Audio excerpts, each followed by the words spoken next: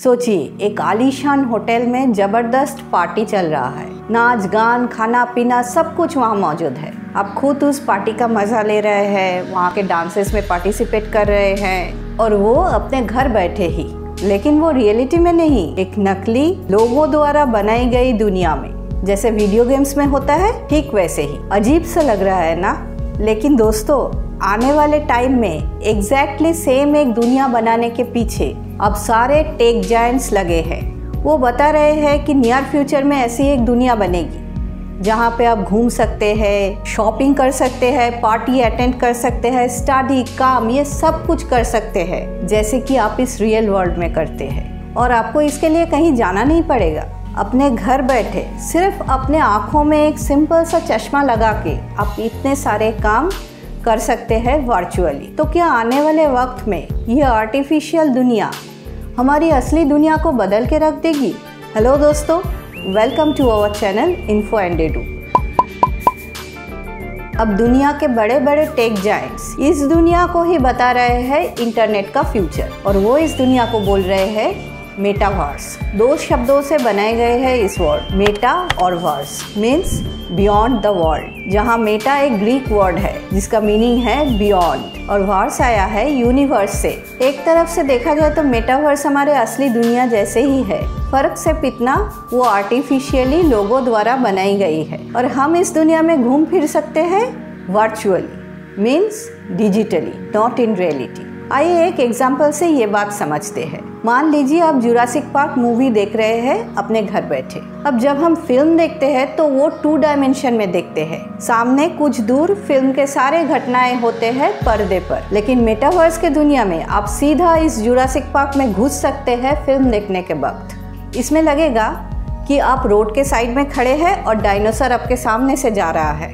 ऐसी दुनिया में घुसने के लिए आपको सिर्फ अपने आँखों पे एक चश्मा लगाना पड़ेगा। इस आर्टिफिशियल 3 डायमेंशनल दुनिया के बारे में पहली बार सुनने को मिला सन 1992 में। नील स्टीफेंसन नाम की एक अमेरिकन ऑथर ने अपने science fiction novel snow crash में ऐसी दुनिया की जिक्र की पहली बार। इस नॉवेल में उन्होंने बताए एक डिस्टोपियन वर्ल्ड के बारे में। डिस्टोपियन वर्ल्ड यानी एक इमेजिनरी स्टेट जहाँ पे लोग बहुत ही बुरे हाल में रहते हैं इनजस्टिस के साथ। इस नॉवेल एक दुनिया की बात सुनाते हैं जहाँ असली ज़िंदगी पूरी तरह से तबाह हो चुकी है। इकोनॉमी क्रैश कर गए, पुलिस अपना पावर खो चुकी है, लोग अपने आप को कमरे में बंद करके एक आर्टिफिशियल वर्ल्ड में अपने डिजिटल अवतार के साथ जी रहे हैं। नील स्टीफेंसन ने इस आर्टिफिशियल वर्ल्ड को बोले मेटावर्स। इस नॉवेल ने एक और इंटरेस्टिंग वर्ड का इस्तेमाल किया यहाँ पे, वो है अवतार। वर्चुअल रियलिटी में आप अपना जो कैरेक्टर क्रिएट करते हैं वो होते हैं आपका अवतार उस आर्टिफिशियल दुनिया में।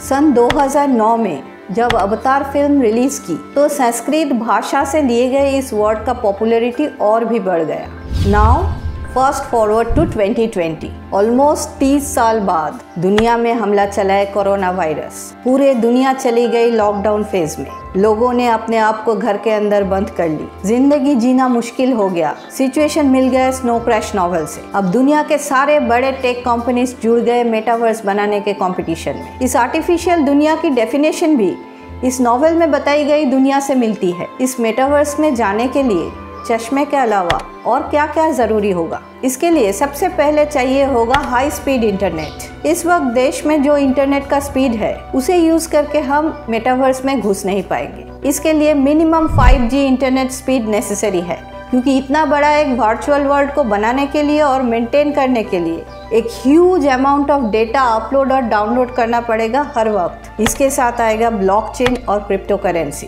मेटावर्स में किसी भी चीज को खरीदने के लिए चाहिए होगा पैसा, और वो पैसा आपको डिजिटली देना पड़ेगा, जहाँ पे काम आएगा ये क्रिप्टो करेंसी। जबकि ये वर्ल्ड डिजिटल है तो यहाँ पे हैकर्स का खतरा होगा और डेटा ब्रीचेस का भी। इन सब से अपना करेंसी सिक्योर रखने के लिए चाहिए होगा ब्लॉकचेन।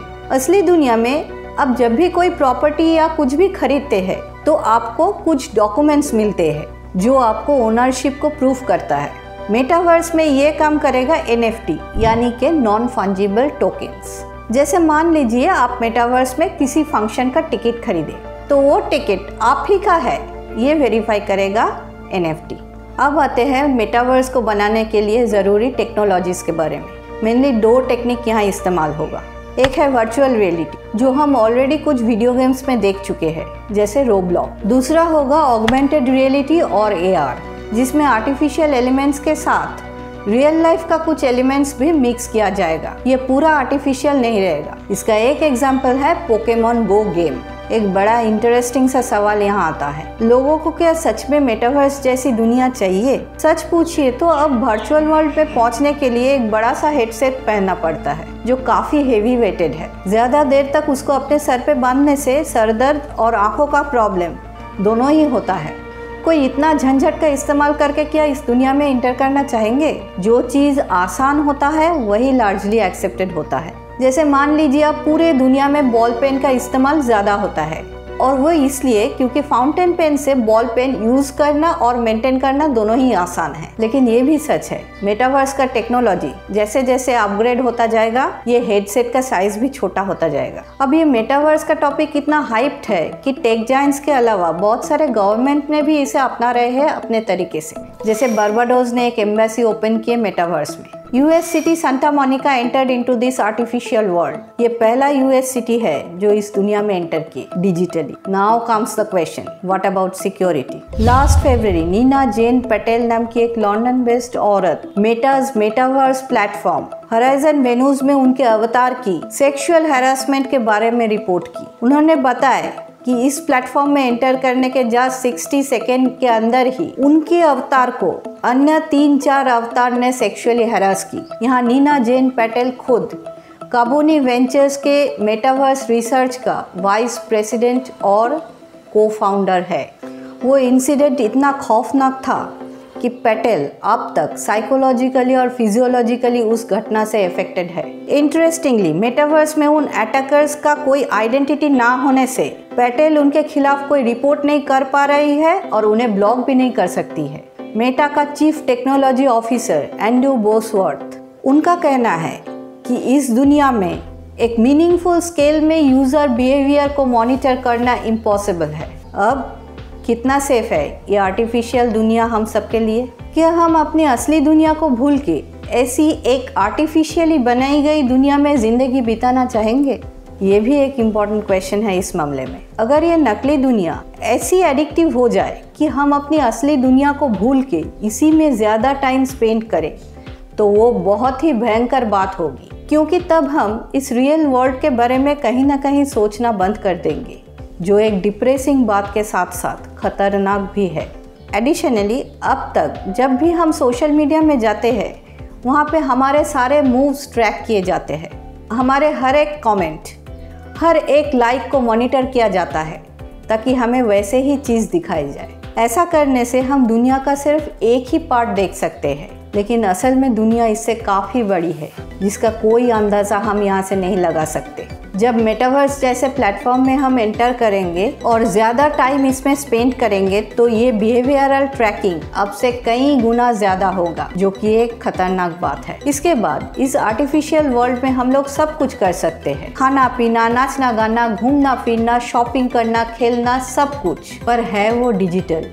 किसी भी कोने से वो रियल नहीं है। आर्टिफिशियल दुनिया में हम सब कुछ कर सकते हैं, पर वो ह्यूमन इमोशंस को हम कहाँ से लाएंगे? रियल लाइफ में अपनों को गले लगाने में जो खुशी है, वो क्या डिजिटली मिल सकता है? हम अपनी खुशी, अपना गम, अपना एक्साइटमेंट कहाँ से लाए इस आर्टिफिशियल वर्ल्ड में? इसमें वो डिजिटल वर्ल्ड हर वक्त पीछे ही रह जाएगा। लेकिन सबसे बड़ी बात होगी, जब ये दुनिया बनेगी तो इसका मालिक कोई 1 या 2 आदमी या फिर एक कंपनी और कंपनीज होगा।